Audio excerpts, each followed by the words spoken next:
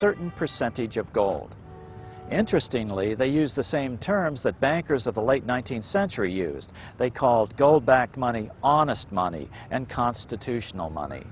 I worked for a gold dealer for a short time, and I would sit there in a room with 40 people calling and trying to sell gold all day long on the phone, and every one of them was telling them to get rid of that worthless money and buy the good money.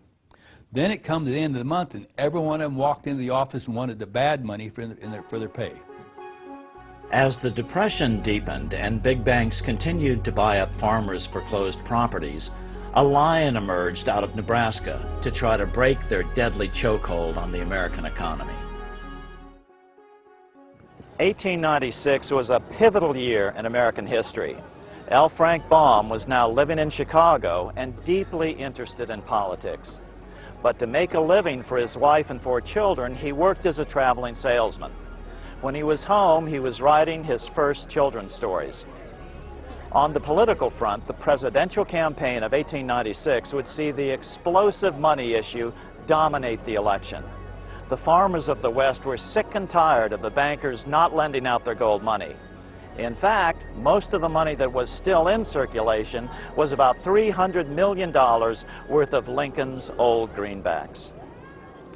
A virtually unknown former congressman from Nebraska, William Jennings Bryan, ran for president as a Democrat and embraced the free silver issue, which the Populist Party had unsuccessfully tried earlier. Bryan's father had been an ardent greenbacker. The New York bankers were well aware of the anger and tried to control the 1896 Democratic Convention. An article said to have been published in a banker's magazine of 1892 shows not only their attempts to manipulate the politics of the day, but also their deep contempt for the average American voter, whom they refer to as the inferior social stratum of society. We must go forward cautiously and consolidate each acquired position, because already the inferior social stratum of society is giving unceasing signs of agitation. Let us make use of the courts. When through the law's intervention the common people shall have lost their homes, they will be more easy to control and more easy to govern, and they shall not be able to resist the strong hand of the government acting in accordance with the control of the leaders of finance. As the quote continues, notice how they try to manipulate the population into focusing on diversionary political issues. We must keep the people busy with political antagonisms. We'll therefore speed up the question of reform of tariffs within the Democratic Party, and will put the spotlight on the question of protection for the Republican Party. By dividing the electorate this way, we'll be able to have them spend their energies at struggling amongst themselves on questions that for us have no importance whatsoever. Now let's return to the 1896 Democratic Convention. The issues were remarkably similar. William Jennings Bryan represented the embodiment of all the Democrats' wrath against the gold money system. At the Democratic National Convention in Chicago in 1896, Bryan made an emotional speech entitled "Crown of Thorns and Cross of Gold." Bryan's speech was so powerful that it propelled him from relative obscurity to the presidential nomination on the 5th ballot at the tender age of 36.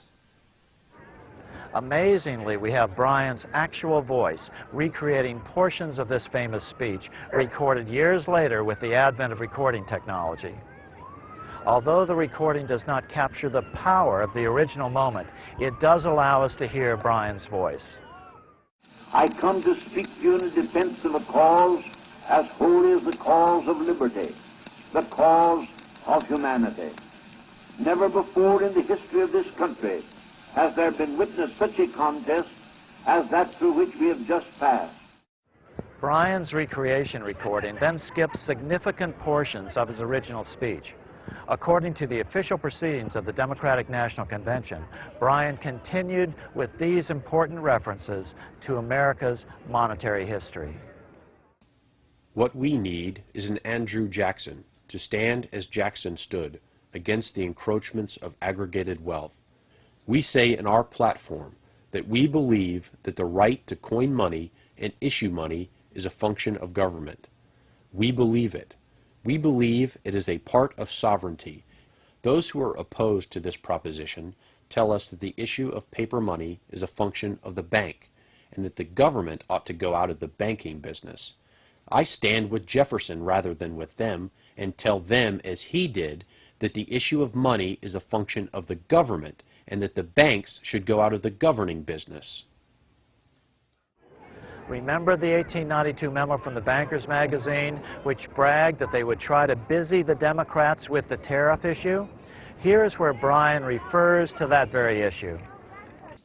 They ask why it is we say more on the money question than we say upon the tariff question. I reply that if protection has slain its thousands, the gold standard has slain its tens of thousands. When we have restored the money of the Constitution, all other necessary reforms will be possible, and that until that is done, there is no reform that can be accomplished. However, the gold standard and its 30-year-long restriction on the money supply had become so unpopular that even most Republicans had come out against it. Now, Bryan's recording picks back up. They will search the pages of history in vain to find a single instance where the common people of any land have ever declared themselves in favor of the gold standard. They can find where the holders of fixed investments have declared for a gold standard, but not where the masses have. If they dare to come out in the open field and defend the gold standard as a good thing, we will fight them to the uttermost. We will answer their demand for a gold standard by saying to them, "You shall not press down upon the brow of labor this crown of thorns. You shall not crucify mankind upon a cross of gold." The bankers were scared. The average American farmer was mad about the lack of a plentiful money supply. Now it looked like they had finally gained sufficient political force to win the highest office in the land and disrupt all the bankers' plans. As a result, the 1896 campaign was among the most fiercely contested presidential races in American history. Though Bryan was only 36 years old at the time, this speech is widely regarded as the most famous oration ever made before a political convention. The McKinley campaign outspent Bryan by a 5-to-1 margin. Bryan's strategy was to take his political campaign on the road. Bryan invented the National Stumping Tour. He made over 500 speeches in 27 states during the 4-month campaign, an average of 4 a day, many of them lasting over 2 hours.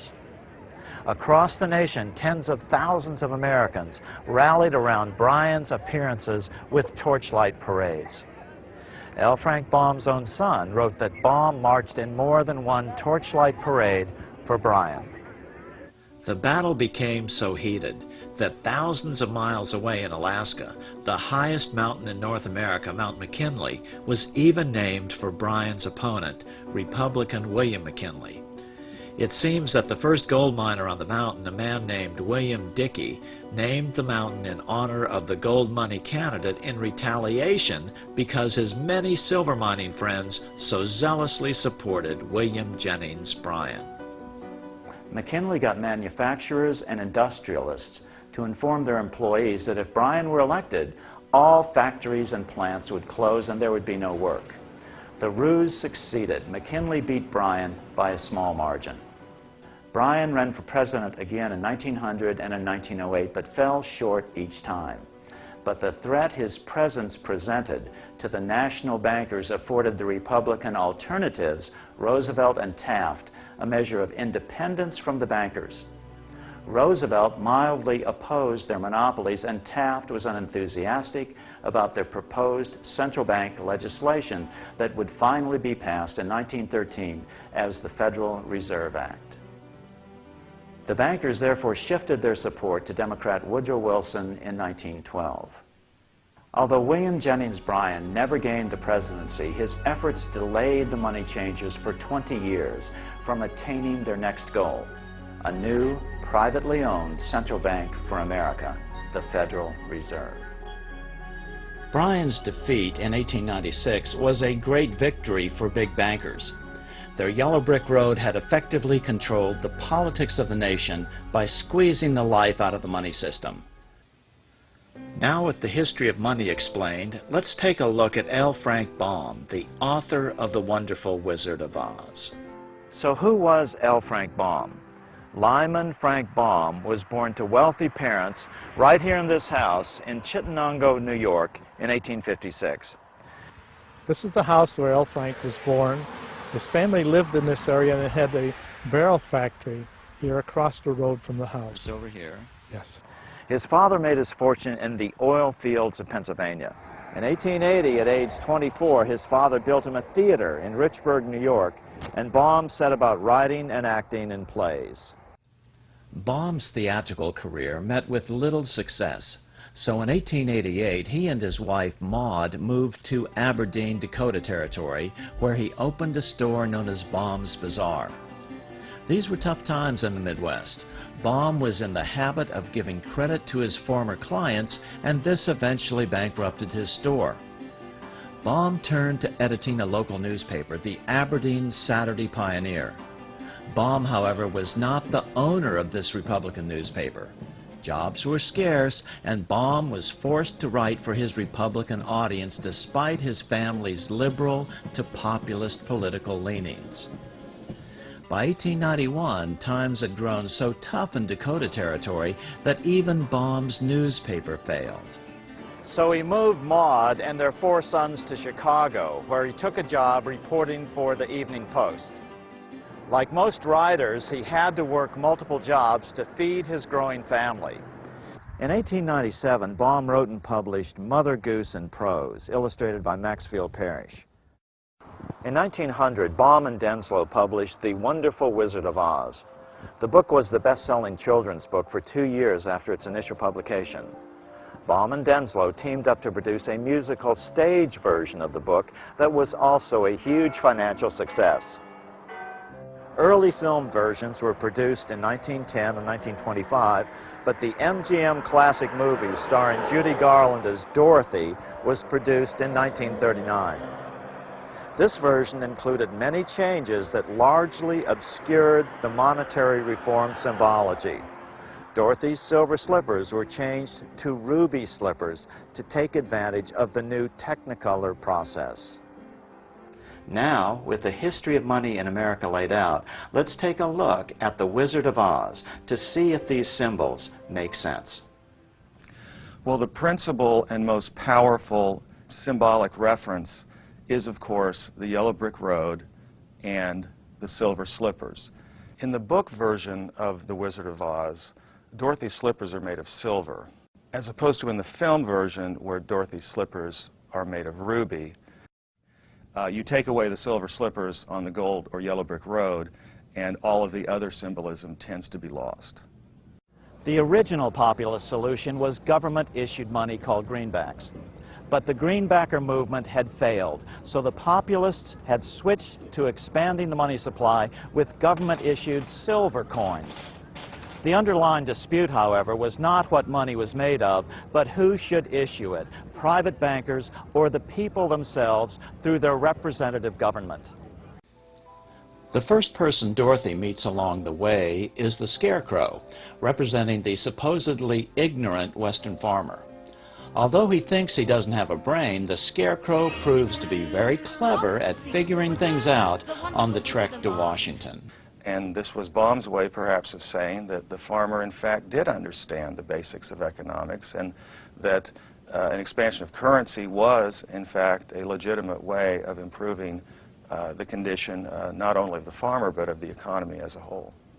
Next, Dorothy and the Scarecrow meet with the Tin Woodman, Baum's symbol for the factory worker. And what he needed was some oil or liquidity. He needed the liquidity of more money in the system.